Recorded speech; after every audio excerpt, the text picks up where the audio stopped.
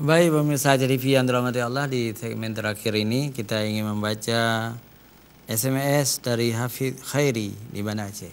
Ya. Assalamualaikum Ustaz, saya ingin bertanya, apakah dalam beragama Islam itu salat tiang agama? Tetapi bagaimana hukumnya kalau ada laki-laki yang tidak mau salat Jumat? Apakah berdosa? Tolong Ustaz jelaskan. Hafid Khairi di Banda Aceh, tentang salat memang tiang agama. Arti tiang agama itu salat itu fardhu'ain bagi laki-laki yang sudah dewasa, bagi perempuan yang sudah dewasa kan. Kecuali salat Jumat perempuan itu tidak wajib, tapi wajib salat zuhur. Jadi memang salat ini disebut tiang agama, dan orang yang meninggalkan salat itu akan berdosa besar ya. As-salatu imaduddin, salat itu tiang agama. Faman aqamaha faqad aqamaddin. Barang siapa menegakkan salat, dia telah menegakkan agamanya, agama Islam. Dan barang siapa meninggalkan salat, faman tarakaha faqad tarakaddin. Dia itu, barang siapa meninggalkan salat, dia itu telah merusak agamanya sendiri. Dan salat ini sangat penting, tiang agama, tiang Islam. Orang-orang yang pertama diperiksa nanti di dalam kubur adalah salatnya, apakah dia ada salat atau tidak. Kalau dia ada salat, mungkin semua pertanyaan-pertanyaan lain itu tidak ditanya lagi, dan langsung diberi nikmat oleh Allah, dibukanya pintu surga dalam kuburnya. Tetapi seseorang yang tidak salat 5 waktu, jadi Allah akan memerintahkan kepada para malaikat untuk bertanya semua nikmat-nikmat yang telah mereka terima di dunia ini ya. Jadi sangat besar dosa mereka itu, dan diazab di dalam kuburnya. Dan kepada kubur orang yang tidak salat itu akan dibuka hufarin niran, jadi lubang-lubang neraka. Naudzubillah min dzalik. Jadi salatlah, karena salat itu fardhu'ain kepada setiap orang yang sudah dewasa, tidak boleh meninggalkan salat. Demikian Hafid Khairi di Banda Aceh. Saya ingin buka lagi, ini dari Ifwan di Ahmad ya, di Banda Aceh juga. Assalamualaikum warahmatullahi wabarakatuh. Ustadz, saya ingin bertanya tentang virus ini ya. Bagaimana kalau virus ini itu menimpa seorang muslim, baik muslim Cina maupun muslim kita di Indonesia ini, apakah dia akan mendapat pahala syahid? Pahala syahid kalau dia mati. Wassalam. Waduh, Ifwandi, bagus sekali pertanyaannya ya. Jadi ada hadis-hadis dari Rasulullah, orang-orang yang sakit perut, kolera, meninggal dunia, karena di zaman Rasulullah sudah ada kolera ya. Dia itu akan mendapat pahala syahid. Begitu juga orang-orang yang tenggelam, orang yang terbakar, orang yang melahirkan, perempuan yang melahirkan, banyak hal-hal yang teraniaya, orang terjepit karena musibah misalnya, semua akan mendapat pahala syahid. Jadi kita kiaskan, kita analogikan ya, orang-orang yang beriman, bertakwa kepada Allah, dia selalu taat, selalu di dalam masjid, pokoknya orang baik dia.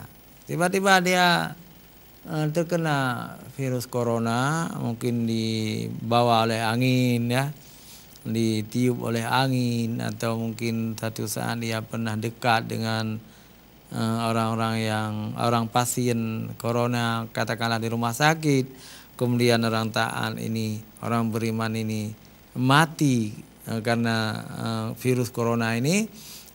Saya yakin kita analogikan, kita kiaskan, orang-orang yang sakit karena virus corona ini, orang beriman, dia itu akan mendapat pahala syahid juga. Tetapi kalau si pelacur atau hidung belang, atau orang-orang fasik, atau orang-orang munafik yang mati kena virus corona, dia tidak mendapat pahala syahid. Begitu hukumnya. Baik, alhamdulillah kita buka lagi, sangat banyak masuk ini ya. Dari Ambia, assalamualaikum gure. Bahasa Aceh ni. Assalamualaikum gure. Wate ubu kamu gure. Bahasa Aceh mendung lah. Wate ubu kamu gure. Kamu rata jurung ya meratib untuk menolak bala ya, sambil berzikir. Belum ada listrik waktu itu Ustaz. Kamu tersua unu berzikir kami dalam jurung. InsyaAllah kita terhindar dari bala tahun itu Ustaz. Oh ya ya, sama Tengku Ambia ya. Kamu juga lagi yang jamin ya. Kamu juga lagi yang jamin. Jadi tidak masalah, silakan kerjakan seperti itu. Kita berzikir di jurung-jurung itu, kita masuk jurung, keluar jurung sambil mengucapkan tahlil la ilaha illallah, la ilaha illallah, la ilaha illallah misalnya kan. Nanti kita berselawat ya. Tapi jangan ganggu rumah orang, jangan ganggu tanaman orang ya. InsyaAllah sambil kita berdoa kepada Allah supaya penyakit itu menjauh dari kampung kita. Boleh saja. Atau di Menasah kita berzikir terus ya. Di masjid-masjid berzikir. Tapi kalau berzikir itu berzikir yang benar, huruf-hurufnya harus benar. La ilaha illallah, la ilaha illallah, la ilaha illallah. Tidak boleh misalnya la ilaha illallah, la ilaha illallah. Begitu bimbingan kita. Terima kasih Ambia, mudah-mudahan berguna bagi kita semua. Pemirsa JDP yang dirahmati Allah, cukup berterima kasih kami kepada penelpon SMS, penelpon juga tadi ada Pak Hashim, juga SMS yang banyak masuk ini rahmat Allah SWT. Dengan demikian kita masih bersemangat bersama Ustadz menjawab di Aceh TV. Akhirnya kita ingin berdoa kepada Allah SWT, mudah-mudahan yang mendengar di rumah turut